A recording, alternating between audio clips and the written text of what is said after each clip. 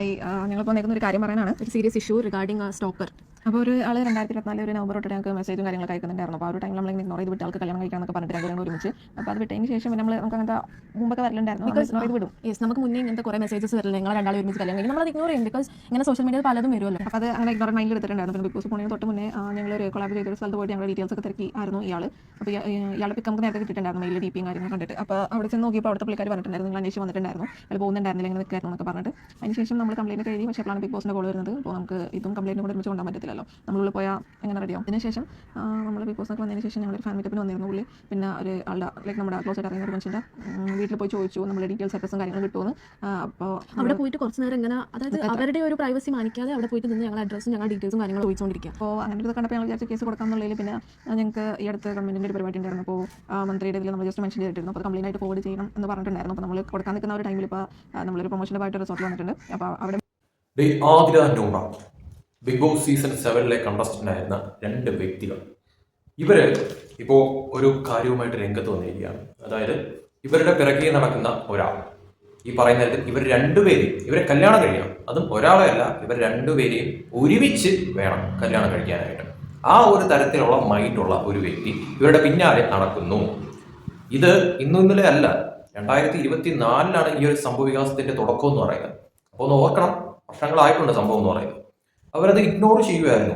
പക്ഷേ സംഭവം നല്ല രീതിക്ക് ശല്യം കൂടിയപ്പോഴത്തേക്കും ഇവർ കേസ് കൊടുക്കുന്ന കാര്യങ്ങളിലൊക്കെ പോയ ആ ഒരു സമയത്ത് ഇവർ ബിഗ് ബോസിലേക്ക് പോകേണ്ട ഒരു കോൾ വന്നു എന്നും അതിനുശേഷം ബിഗ് ബോസ് കഴിഞ്ഞ് തിരിച്ചു വന്നിട്ടും ഈ വ്യക്തി ഇവരുടെ ഫാൻസ് മീറ്റപ്പിന് പങ്കെടുത്തിരുന്നു.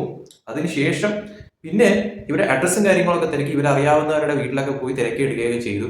അങ്ങനെ അത്രത്തോളം ഇങ്ങനെ എന്തോ ഇങ്ങനെ വല്ലാത്ത രീതിയിൽ മുഴുത്തു നിൽക്കുന്ന ഒരു ആളാണെന്നാണ് തോന്നുന്നത്, ഇങ്ങനെ പിന്നാലെ നടക്കുന്നത്, അല്ലെങ്കിൽ ഇങ്ങനെയൊക്കെ പിന്തുടരുമോടെ അല്ലെങ്കിൽ ചോദിക്കട്ടെ. അപ്പോൾ എനിക്ക് തോന്നുന്നത് എന്തോ ഒരു സീരിയസ് മാറ്ററാണ്, അല്ലാതെ കളിതമാശയല്ല. അല്ലെങ്കിൽ പിന്നെ ഇത്രയും നാളുകൾ കൊണ്ട് ഇങ്ങനെ ഇവരെ വിടാതെ ഇങ്ങനെ പിന്തുടർന്നുകൊണ്ട് ഇങ്ങനെ വേണം കല്യാണം കഴിക്കണം, അല്ലെങ്കിൽ ഈ പറയുന്ന രീതിക്ക് രണ്ടുപേരെയും വേണം. അവിടെ ഒരാളൊക്കെ ആണെങ്കിൽ നമുക്ക് കേൾക്കാനായിട്ടൊരിതുണ്ട്, ഇത് രണ്ടുപേരെയും വേണമെന്ന് പറയുമ്പോൾ ഇവരുടെ ഉദ്ദേശം എന്താണ് എന്നുള്ളത് മനസ്സിലാവുന്നത്. പക്ഷേ സംഭവം എന്തായാലും സീരിയസ് ആണ്, അല്ലാതെ ചെറിയൊരു കാര്യമല്ല. അല്ലെങ്കിൽ ഇത്രയും നാൾ കഴിഞ്ഞിട്ടും ഇവൻ വീണ്ടും ഇത് തന്നെ റിപ്പീറ്റ് ചെയ്ത് ഇവരുടെ കാര്യങ്ങളൊക്കെ തിരക്കി ഇവരെവിടെയാണ് അതാണ് ഇതാണെന്നൊക്കെ തിരക്കി നടക്കേണ്ട ആവശ്യമില്ല. ഇവിടെ ശരിക്കും പറഞ്ഞാൽ ഈ പറയുന്ന രീതിയിൽ ആദില നൂറ ചെയ്ത ഒരു മിസ്റ്റേക്ക് എന്ന് പറയുന്നത്, ഇവർ ആദ്യമേ ഈ കാര്യത്തിൽ ഇടപെടണമായിരുന്നു. കാരണം ഇതിപ്പോ ഇത്രയും നാളുകളായി, 2024 നവംബറിലാണ് നടന്ന സംഭവം എന്നാണ് പറയുന്നത്, ഇതിന്റെ തുടക്കം ഈ ഒരു തരത്തിൽ.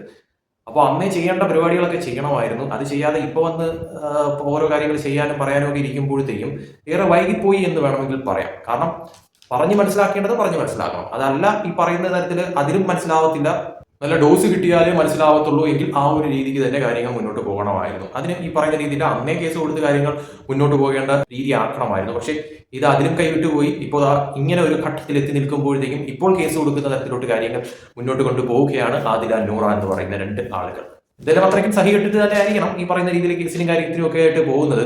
എന്തായാലും അത് ആരാടെ ആ ഒരുത്തൻ എന്നാണ് മനസ്സിലാവാത്തത്. കാരണം ഇവരെ രണ്ടുപേരെയും കല്യാണം കഴിക്കാനായിട്ട് വേണമെന്നൊക്കെ പറയുമ്പോഴത്തേക്കും അത് അത്ര വെടുപ്പായിട്ടുള്ള ഒരു കാര്യമല്ല എന്നുള്ളത് വ്യക്തമാണ്. എന്തായാലും അവരെ കണ്ടുപിടിക്കേണ്ടതും, അവരുടെ ഫോട്ടോസ് ഉണ്ട്, ഇവരുടെ കയ്യിൽ അയാളെ കുറിച്ചുള്ള ഫോട്ടോസും കാര്യങ്ങളൊക്കെ ഉണ്ടെന്നാണ് പറയുന്നത്.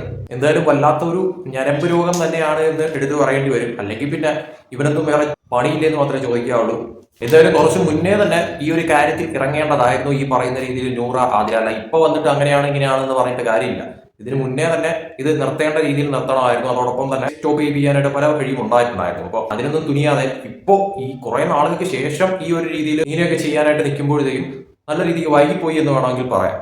ഇപ്പോഴെങ്കിലും ആ ഒരു ബുദ്ധി തോന്നിയത് നന്നായിട്ട് മാത്രമേ പറയാനുള്ളൂ. കാരണം നമ്മളെ ഒരാൾ ശല്യം ചെയ്യുന്ന ആ ഒരു തരത്തിലേക്ക് കാര്യങ്ങൾ മാറിക്കഴിഞ്ഞാൽ, കാരണം പിടിവിട്ട് പോകുന്ന തരത്തിലേക്ക് കാര്യങ്ങൾ മാറിക്കഴിഞ്ഞാൽ അതിന് ഇടപെടുക തന്നെ വേണം. അല്ലെങ്കിൽ ഈ പറയുന്ന രീതിയിൽ പോലീസിനെ അറിയിക്കേണ്ട കാര്യമാണെങ്കിൽ പോലീസിനെ തന്നെ അറിയിക്കണം. പിന്നത്തേക്ക് മാറ്റി വെച്ച് കഴിഞ്ഞാൽ ഇതൊക്കെയാണ് കുഴപ്പമെന്ന് പറയുന്നത്. എന്തായാലും ആദില നൂറയ്ക്ക് ഒരു 8ന്റെ പണി തന്നെയാണ് ഇപ്പോൾ പിറകിൽ നടക്കുന്ന ആ ഒരു വ്യക്തി കൊടുത്തിരിക്കുന്നത് എന്ന കാര്യത്തിൽ സംശയമില്ല. എന്തായാലും ആ വ്യക്തിയെ പിടിക്കാനായിട്ടും ഈ ഒരു ശല്യം ചെയ്യാൻ നിർത്തിക്കാൻ വേണ്ടിയിട്ടുള്ള പരിപാടികളൊക്കെ തന്നെ ഇപ്പോൾ ആദില നൂറ ചെയ്തിട്ടുണ്ട് എന്നാണ് ഇപ്പോൾ പറഞ്ഞ കാര്യം എന്ന് പറയുന്നത്. ഇതിലൂടെയെങ്കിലും ആ വ്യക്തി, ആ ഒരു പൂവാലൻ ഈ പരിപാടി നിർത്തുമോ എന്ന് നോക്കാം.